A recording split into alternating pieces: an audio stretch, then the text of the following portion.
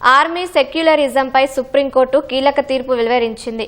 ఆలయంలోకి ప్రవేశించేందుకు నిరాకరించిన హిందూయేతర ఆర్మీ అధికారి తొలగింపును సమర్థించింది. ఒక వ్యవస్థగా ఆర్మీ లౌకికమైందని, దాని క్రమశిక్షణ విషయంలో రాజీ పడలేమని తేల్చి చెప్పింది. ఆలయ గర్భగుడిలోకి ప్రవేశించేందుకు క్రైస్తవ మతానికి చెందిన ఆర్మీ అధికారి శామ్యూల్ కమలేషన్ నిరాకరించారు. ఉన్నతాధికారి ఆదేశాలను ధిక్కరిస్తూ ఇది మత స్వేచ్ఛను ఉల్లంఘించడమే అవుతుందని వాదించారు. ఈ వ్యవహారంపై చర్యలు తీసుకున్న ఉన్నతాధికారులు సైనిక క్రమశిక్షణను ఉల్లంఘించినందుకు కమలేషన్ను విధుల నుంచి తొలగించారు.